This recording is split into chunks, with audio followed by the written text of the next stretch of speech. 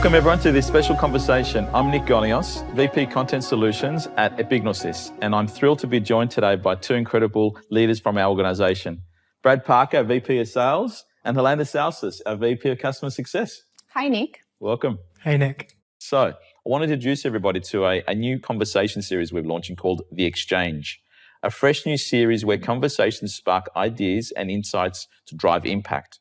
In each episode, we sit down with subject matter experts like Brad and Helena to explore the latest trends, exchange bold ideas, and spotlight real-world solutions.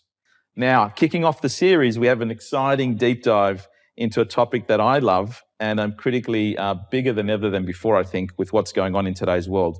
The evolution and evolving landscape of customer sales and service and success. So in a world where customer expectations are constantly rising and technology such as AI, which is rapidly evolving and changing how we interact, understanding how our sales and service teams work together and excel is paramount. The aim is that we'll walk away with some practical insights, have some fun, and have some actionable strategies to enhance your own customer sales and service organizations. So, sitting with me here are our amazing leaders here at TalentLMS and Epignosis, where they have going to share with us some seamless customer journeys and driving success in today's highly competitive landscape. So, Brad and Helena, welcome. First and foremost, why don't you guys give me a background of yourselves, not just for myself, but for the audience at large. Amazing. Thanks for having us, Nick. A little bit about myself. I'm Helena Salsas. I'm currently the VP of Customer Success here at Epignosis, but I've been leading and scaling customer success teams for over 12 years now. And I found a particular passion within the SaaS B2B space. Yes. This is where I spent a big chunk of my career. I find it interesting because it's a crossroad between technology and innovation Yes. and customer relationships. Yes. So this is really what has led me to spend so much time in this space. Excellent. Great. And we're happy to have you here. Brad. As you said, I'm Brad Parker. I'm the VP of Sales here. I've been in the sales industry for over 20 years now. And more than half of that has been spent leading teams. And I've been in the B2B SaaS space for the last 9 years now, predominantly in the human capital management space. Right. So looking at compliance, best practice, learning and development, and all of the associated challenges that come with that. So, yeah, really looking forward to sharing some thoughts and experiences today. Sounds good. Sounds good. Now, let's just remind ourselves as well that this conversation is inspired by a wealth of resources available that we have through TalentLibrary. And our TalentLibrary is a range of courses that we have here at TalentLMS. And we have a specific area around customer sales and service, which are a whole bunch of collections that we have, which are we're going to be wrapped up in these themes that we talk about today. The big topic for me is one of several topics, but one of the big topics I think is that's been hovering around and sort of changing over the last 15 to 20 years has been, expectations of customers has risen over time. Thanks to technology, changes in behaviors and many other things and channels that we can engage with, from online through to email and social and even in-store experiences have fundamentally changed, right? So this ultimately leads into a focus around speed, convenience, and personalization at its core. And I have my own personal experience as well in this area. Second startup that I kicked off was a men's style retail venture called Kent & Lime back in Sydney, Australia. Proud to have launched and built that business. And the interesting area that we focused on was, the problem that we focused on was busy men who want to look good, haven't got time to shop, right? And online retail was taken off like there's no tomorrow. And typical guy like me I am, as there are many others, just want a white shirt. And you go online, and the typical problem was, you go online, there's a plethora of hundreds of different styles of brands of white shirts you could buy. And for me, that was the biggest challenge. The internet and the power of online wasn't serving my simple needs of having just needing a white shirt that fitted me really well, right? So Kent & Lime launched a men's style retail venture, which was around the personalized experience with the personal style advisor, where you went through a discovery process of finding who you were, what you liked and disliked. And we enabled a beautiful Kent & Lime kit that got delivered to your door, providing the convenience and the hassle-free shopping experience that you expected in a way that was second to none.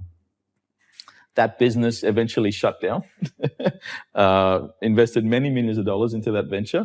But I'm very proud of the fact that we're trying to change behaviors in that area. Leading into that, Salesforce in 2023 launched a connected customer report. And there were two interesting statistics that I think are going to probably wrap around that and also our conversation on this, which is 88% of customers say their experience of a company is greater and more important than the products and services they deliver. Secondly, 66% expect companies to understand their unique needs and expectations. Now, with Kent and Lime, we tried to do that. In the area and your experiences and know-how, what have been your observations and learning and insights that you can share around this whole topic around of customer expectations and where they've actually gotten to? Yeah, it's a really interesting one. And you touched on the word personalization earlier, which I think is increasingly important, both in the B2C and the B2B space. And I think actually, earlier in my career, I worked in the recruitment and staffing space, and I actually worked with a lot of retail brands in business to consumer. Interesting. And I think what I've noticed over the last 20 years is that a lot of customer and buyer behaviors that originated in the B2C space, where we're buying as individuals and interacting with, as you said, technology, online shopping, home banking, that kind of thing, that has now started to bleed over into the B2B world. And so a lot of buyers and customers' expectations are now shaped by their experiences as consumers. And so actually, as a B2B organization, one of the things I think that you have to recognize and lean into is that buyers want to be able to research who you are, what you do. They want to understand your products, your solutions, how you're going to interact with them, the service levels. And they want to know all that before they even speak to you, much more so than ever before. So I think your online presence, your social media, your website have to work harder than ever in communicating who you are. But equally, that experience has then got to be backed up and replicated when you engage with that business, whether it is a salesperson or a customer success expert. So I just think those expectations now are pretty uniform across the board. And I think businesses have to lean into that and recognize that B2B and B2C space is now very blurred. And it's blurring, you're right. Yeah. Helena, your thoughts? Yeah, I couldn't agree more. I think we've learned a lot from B2C experiences, and now in B2B, really to deliver the best customer experience, we need to tap into two concepts. One is cohesiveness. We really need to make sure that there's continuity in all the touch points. So starting from sales, but then the transition towards customer success or customer service. That cohesiveness is super important because the customer is expecting you to know already some of the stuff that they have discussed with, for example, colleagues in sales, right? So that is super important. And the other concept is about consistency. You really need to be meeting those expectations in every touch point of the journey. The customer generates a set of expectations in those touch points, and you really have to meet those expectations over time, right? So this is when trust is also very important. Once you know, in an interaction or a touch point where you maybe fail on delivering on that expectation, then that can damage tremendously the trust that the customer has put into you, right?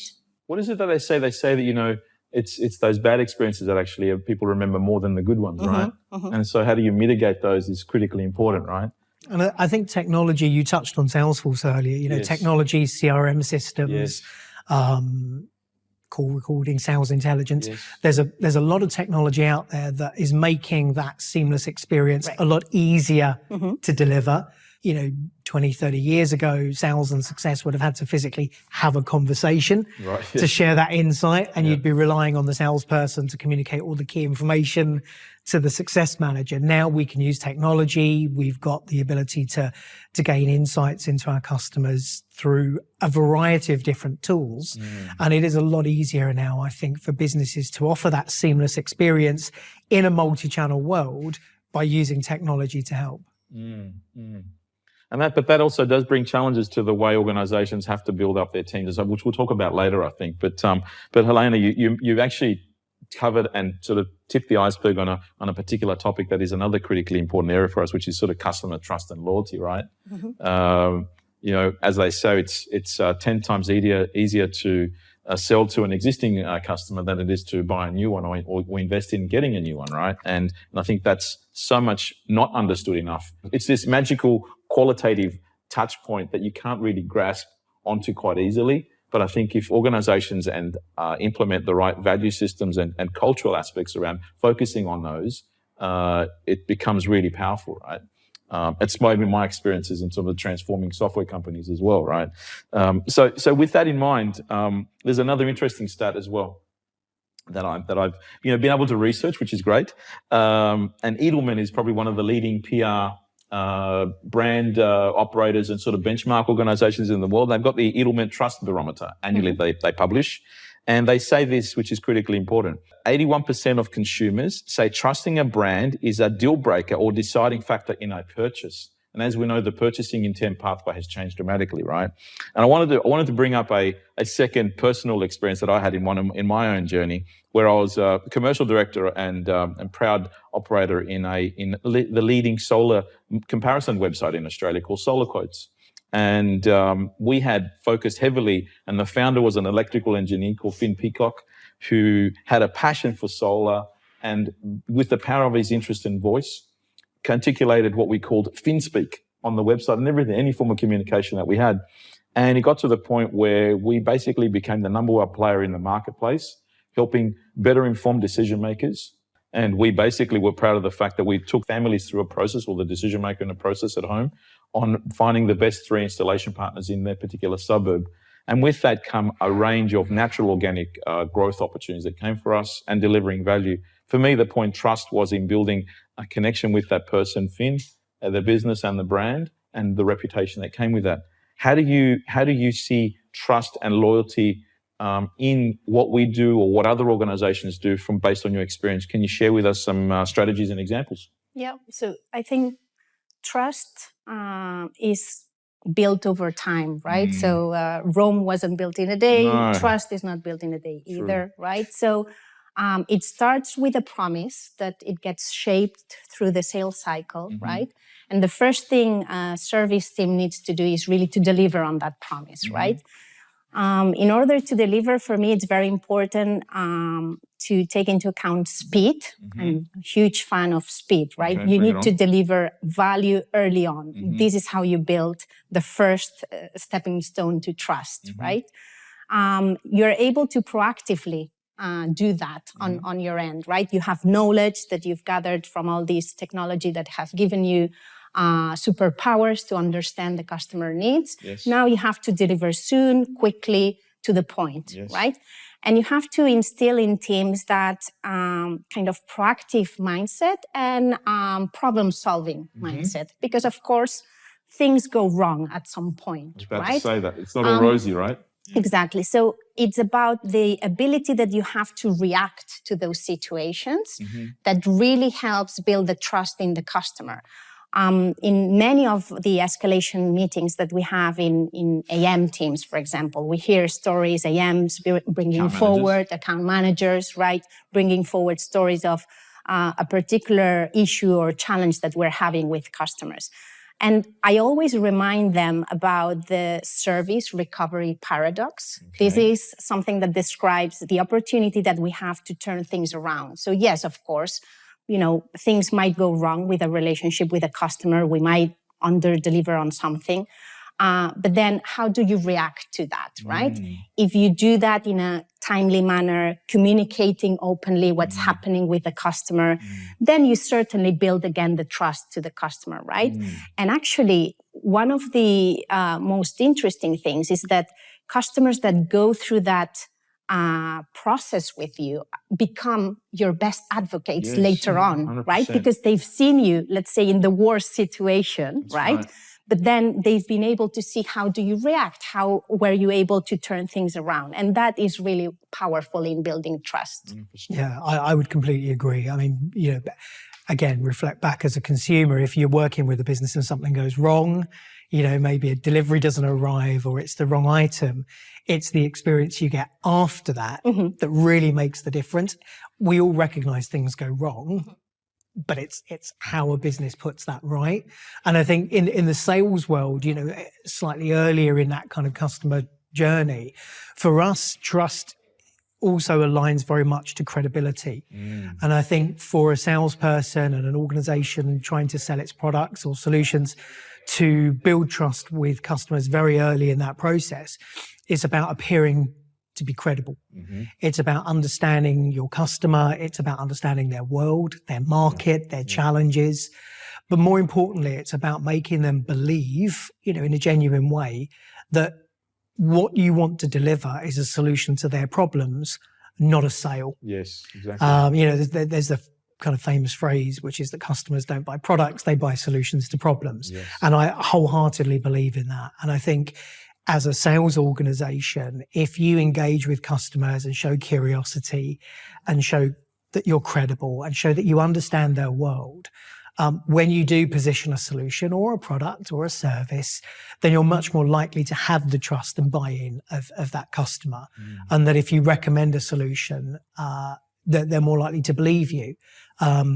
Certainly in my own personal experience, there have been situations where, you know, particularly if you are lucky enough to have inbound inquiries, for example, customers coming to you.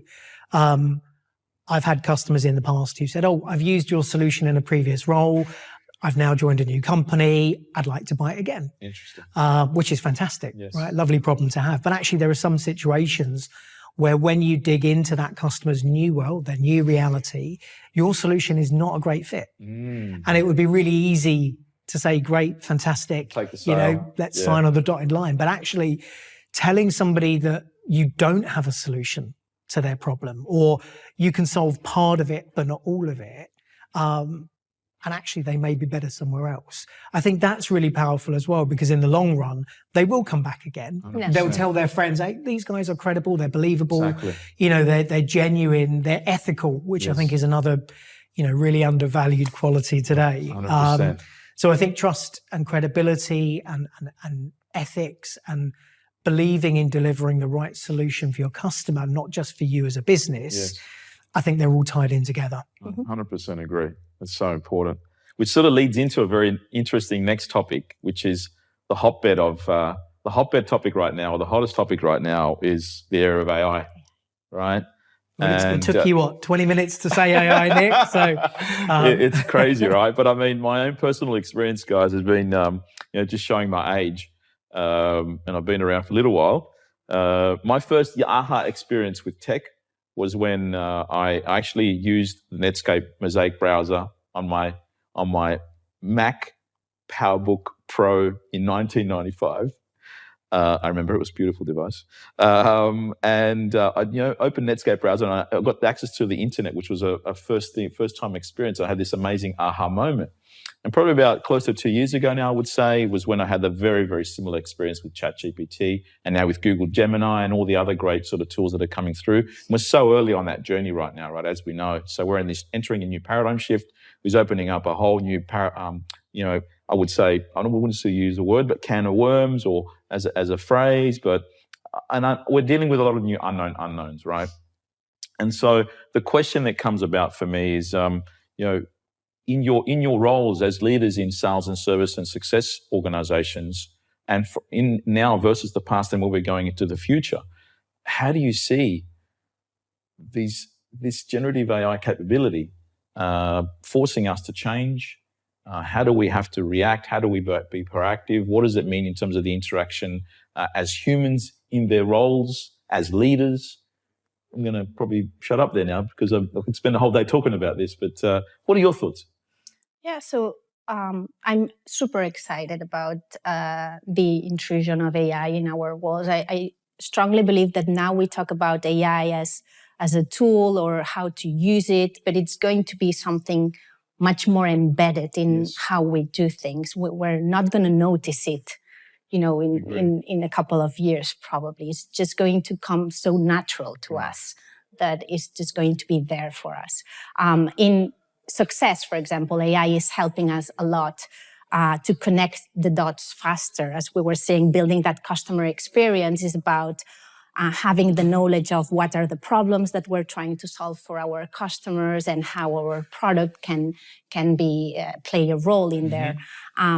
Giving AI into the mix, it helps us stay much more smarter in the way we interact with our customers, and then we become much more useful to them. Yes.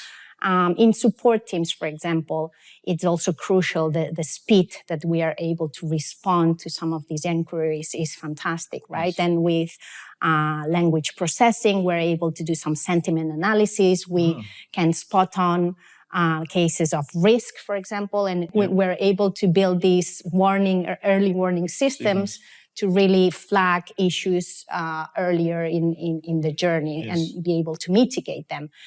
And on the flip side, they can also bubble up opportunities for growth, right? So in these Zendesk tickets that we gather, if we do some of these analysis early on, we can definitely help customers in their discovery process for finding more opportunities for growth. So which is also, it's also tied into the delivering the next level of service experience. Absolutely. And can we sort of take away some of those mundane tasks with all due respect and sort of deliver those high value decision-making requirements that we have to deliver that experience and service. Right? Absolutely. Right. Yeah.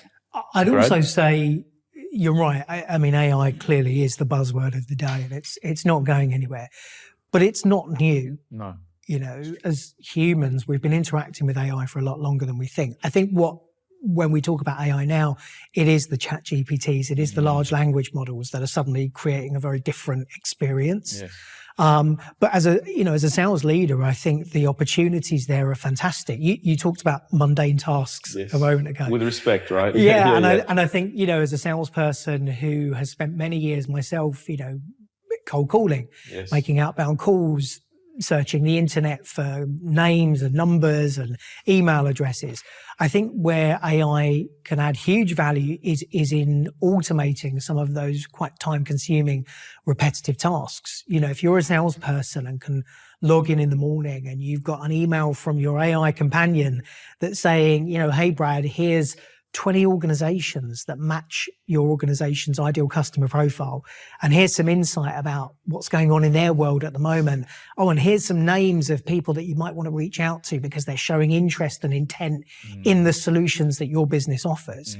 Then that's incredibly helpful for me as a salesperson, but also for the customer, because now all of a sudden, we all get dozens of cold emails in our inbox every day, right? From people trying to sell us stuff. And it is hard sometimes to cut through the noise. But imagine if you're a customer who is in the market for a new car and you're researching a particular brand, and then you get a call from that dealership locally that says, hey, we're offering this vehicle. We've got some incentives. We've got some discounts. Do you want to come down for a test drive? If that conversation happens at the right time with the right message, then those two parties are much more likely to engage. And I think that's one of the things as a sales leader that AI excites me, enormously, is that ability to help both buyers and sellers connect at the right time. And that could be hugely beneficial for everybody. So what are some of the sort of tools and technologies that you think are valuable that we could sort of be considering for not just what we're doing as well, but for our the audience out there around sort of customer sales service and support that would be of interest? Some simple examples, I would think. Yeah, I mean, I'll jump in. So as I said, there are a lot of kind of Copilot tools, Microsoft Copilot, the Geminis, the Chat GPTs are fantastic for helping you do research at scale. There are tools out there in the kind of sales intelligence world, people like ZoomInfo, Cognizant, Apollo, even Gong, which is a tool that I've used for a number of years, that have kind of built out from their original use case and are now introducing additional functionality using the strengths of AI to help you gain that insight. We talked earlier about that seamless customer experience. A great example that we're working on at the moment is the customer handover process. So we're looking at, rather than the salesperson and the success manager having that conversation and perhaps communicating in note form, we can use AI in tools like Gong to create handover summaries of all of the interactions that sales have had, not just the phone call, but the email communication. Wow. So when the success manager then picks that customer up, they can go into the tool and say, hey, give me my customer success handover, and it'll highlight the customer's original needs, goals, objectives, worries, pain points. Wow. It'll give them feedback, what they liked about our solutions, maybe where there were gaps, perhaps, as you said, future expansion opportunities. So, that insight and conversation that might have taken those two individuals half an hour in the past, we can now use technology to summarize that, meaning if the success manager then needs to speak to sales, they're speaking to them with very targeted, specific questions. Hey, I noticed this in the handover. Can we expand on that? I'd really like to understand more about that particular aspect of this customer's needs. Yeah. And I think also coming back to this gong handover process, I think it's interesting is the ability to be able to get the summary if you want, but also be able to expand on any other details if you would like to get further context, right? Yeah. Because in a human conversation, perhaps we miss things that might have happened in the past. Now we have the ability to really interrogate that transcript and get us either the 3 important bullet points to get ready for a conversation. If I have to jump quickly on a call, there's an escalation, I'm being asked to join a call. I can quickly get kind of the 3 main things that I need to know. Yes. But if I need to do a deeper analysis, I can also interrogate Gong and say, okay, now give me the backstory. I want to know all of it, right? So Amazing. this multi-level is really powerful as well. Amazing. And there's actually some commercial value in that interrogation as well, as well as the customer value. As an organization, one of the questions that quite often you'll discuss as a business is, who are we losing customers to, right? Are they going to our competitors? Are they choosing another solution? Does that happen really? Yeah, sadly, yes. Yes, it's a reality of the world, I think. That's right. But I think that interrogation is fantastic because, again, if you go back a few years, the only way to get that insight was relying on your sales or success team entering it into the CRM. Yes. This customer has left to go to competitor A. Yes. And if they didn't capture that, you didn't know. That's you right. didn't have that insight. That's right. Now you don't need to rely on the human being doing that admin task. Yes. You can go into tools like Gong or other conversation intelligence tools and using the power of large language model prompts, you can say, give me a list of the top 10 competitors that we lose deals to. And more importantly, why? Yes. Give us that insight, interrogate and interpret what our customers are saying to us in these conversations about the reasons they're choosing another organization, and give us that insight so that we can go back and look at improving Yes. the service and products that we deliver. So I think there's, as I said, using the word value a lot, but it's, for customers, there's fantastic value because it enables us as businesses to deliver a better service. Yes. But selfishly, as a business and as a commercial organization, it also allows us to, use that information to help drive improvements in everything that we do. Yeah. And it probably all comes back to feedback loops, right? Sort of short cycling of feedback loops in order for us to actually make better informed decisions internally with respect to the customer and even our partners and all the other different stakeholders out there, right? I think it's very much the opportunity to, short cycle feedback loops. And then secondly, I'm a massive believer in innovation around jobs to be done, which I haven't spoken about at all, which is a whole discussion in itself. But I think that is the new fundamental shift in roles and teams and collaboration out there, is reimagining jobs to be done by eliminating the bottom half, in essence, and giving people back time to do the better top half, if that makes sense. So with that in mind, we're going to sort of lead into the sort of last important topic, I would think, which is really around upskilling teams around sales, service, and success. And LinkedIn actually published an interesting report recently around the skill sets. And this is what they wrote. Just read out the quote. Skills are rapidly evolving. A LinkedIn learning report shows that skill sets for jobs have changed by 25% since 2015. And this number is expected to double by 2027. It goes back to what I was talking about before, right? Jobs to be done sort of being reimagined in some ways. And accordingly to another report that LinkedIn put together in 2024 called the Workplace Learning Report, customer service and sales are 2 of the top 5 skills in demand, interestingly, globally, right? So learning agility is now a competitive advantage, right? Beautifully timed back into what we do as an organization, amazingly.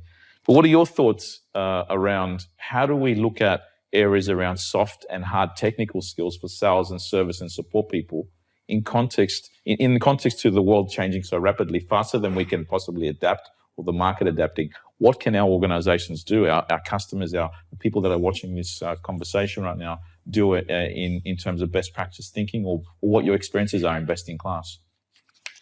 So for me as a sales leader, coaching, training is a huge part of what I do and what my leadership teams have done in every business that I've worked in.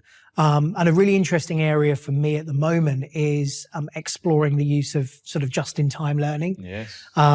So, looking at that learning experience from, perhaps learning a new skill or a new, area of knowledge in a classroom session, and then taking that away, practicing it in the real world, having conversations with customers, going into coaching sessions with your manager or your team leader. But then actually where we're taking it now is to look at tools that can help us serve up reminders, nudges, behavioral touch points for salespeople at the point they need it. So, maybe you've just come off a call. Maybe you had a particular objection that you didn't handle as well as you might have done. Rather than waiting a week for your next one-to-one with your manager and then hoping you remember to mention it, you can use tools like Gong and others that are recording calls to give you immediate feedback. So that sort of bite-sized learning, that just-in-time learning is a really interesting concept for me, because I think it's very powerful to get feedback at the time you need it, rather than a week or two down the line when perhaps that situation is a bit further in your memory because of the 1,000,001 things you've done since then. Yeah, and it actually does what really good managers have done for quite a while, right? The managers that have been able to shadow you on calls and give you feedback immediately after the call were the ones, at least in my career, that stood out, right? Were the ones that I've learned from, because that feedback loop is quick and fast, right? This is what your AI companion is helping you to do now. So the just-in-time learning and, perfecting your skills is helping individuals to really grow in their careers, right? So I think that's particularly important for me. In CS, I think what will really set apart professionals is their ability to think critically, right? So coming back to your comment about asking the right questions, right? For me, this is something fundamental, and it's more and more, it seems obvious, but not a lot of people know how to ask the right questions. 100%. And particularly now where the prompts and the questions are so important, if we don't teach people on how to be curious and how to interrogate, most probably they are going to be left behind. So it's interesting, I think the interesting thing that I'm thinking about is how do we foster this continuous learning of adaptability and problem solving and so forth in an organizations, I wouldn't say that are rigid or sort of stuck in their way. I mean, we're going through an interesting stage of transformation for companies and industries and so forth. And I think probably finishing up with this at high level is, the change that an organization needs to go through culturally. I think, I want to talk about values, but culturally is critically important for many of the companies that we work with and organizations that we work with across the board here and around the world, right? So what are your thoughts, just general thoughts on culture, alignment, flexibility around, this topic of continuous learning and adaptability? It's a relatively challenging question, I would say, quite open-ended, but we're going to keen to get your thoughts. So, for me, I think the business world can and does take a lot of lessons from other worlds, particularly, for example, sport. Yes. And I'm a big advocate of this concept of high-performance culture, which is about understanding that improvement is not necessarily always about big seismic shifts. Yes. It's about marginal gains. It's about incremental improvements. It's about this concept of, striving to be better today than I was yesterday. Yes. And I think, in all walks of life, but particularly in business, you want your employees to have a mindset that says, hey, what I was doing yesterday or last week or last month was great, but it may not be great today. Yes. You know, what was good enough then may not be good enough in the future. And so you want them to be open-minded to possibilities, to learning pathways, but also open-minded to the fact that they don't know everything. They haven't got all the answers. Yes. And the concept of continuous learning for me is just, it is about that really simple message that just says, hey, even if you do one thing today that is better than yesterday, you're taking a step on the forward. path. Yeah. And I always reflect back on that meme. I can't credit an author, but it's two executives in a business kind of talking, and one says to the other, yeah, but what about if we invest in learning and development for our teams and they leave? And the other one says, yeah, but what if we don't invest and they stay? Yeah. And, Wow. That's it. Wow. you know, I've never heard that one. and for me, that concept of the best businesses are the ones that challenge their employees to Yes. continually learn and develop and grow. Don't have a fear about those organizations taking that skills and knowledge elsewhere. And actually employees who embrace that challenge and take advantage of the opportunities that are available to them. I think that's when you have that high performance culture. That's when you've got businesses and teams that are exhibiting a kind of growth mindset. Mm-hmm. And I think that's the nirvana. That's what we're all striving for. And I think that's never going to change. Yeah, that's cool. I'm getting close to wrapping up now. I think it's been really good. We've never had a conversation like this amongst us. It's always been different things, I would say. I think what I wanted to just share was that, you know, just reflecting back, Brad, on some of the things that you spoke about. For me, what was interesting was the fact that we've learnt a lot from B2C experiences, have sort of transitioned and transformed sort of B2B experience, sort of sets a benchmark. So B2C Yeah. typically does lead the way in that sense. And so for you, Helena, it's really been, for me, just looking at how do we focus much more on trust, in essence, and a continuous improvement on that in building out a teams and cultures that actually put trust and loyalty at the heart of that, and be able to take on and solve complex problems sooner rather than later, I would say, from yourself. So in that sense, sort of just wrapping up now, what are some of the, you know, simple key takeaways that we'd like to share with our audience today based on your industry experience and know-how? My takeaway would be in today's world, really, adaptability is the new currency for success, right? Yes. We've discussed these at length. And the love of learning is really what will help you with that adaptability. Yes. So I think sparking curiosity, staying on top of learning each day, as Brad was telling us, right? Challenging yourself every day to become a better version of yourself certainly is something that I'm focusing on, and I would like the audience also to take away this message. Well, I'm experiencing that firsthand, seeing it. You operate at Epignosis and TalentLMS now, which is Exactly. great. So, And I think you've slightly stolen my thunder there, but I think the word curiosity is the thing that I would really, leave our audience with today. I think, you know, the best people are curious about their customers, about their business, about their product, about the world at large, about technology, about new opportunities, about learning and development. yes. And I think businesses need to be curious. You know, businesses don't have all the answers. Yes. Teams, particularly in sales and service, need to be curious because every day there's something new to learn, be it about our customers or the markets that they operate in, or about ourselves as individuals. How do we improve? Because by improving ourselves, we'll improve the service that we can deliver to other people. Yes. So curiosity, I think, is my key takeaway. It's great. I believe all the things that we've covered today, I know we've sort of come from a B2B software sort of space in terms of experience and know, and I've sort of covered a few different areas of my journey in my career. The interesting aspect of this is that everything we spoke about today applies to a cross-section of many of our customers and organizations in the marketplace. And we have, we've got customers in retail and in health and manufacturing and service organizations and technology companies and non-for-profits, which is great. And we want to do more across all those different sectors and deliver more and more value. I think for me, wrapping up as one of the first exchange series conversations we had has been quite good. I really enjoyed it. Many more to come. And I wanted for our audience to finally just go through and just remind everybody that, what we have discussed today is very much around looking at sales methodologies, building customer loyalty, leveraging technology in service.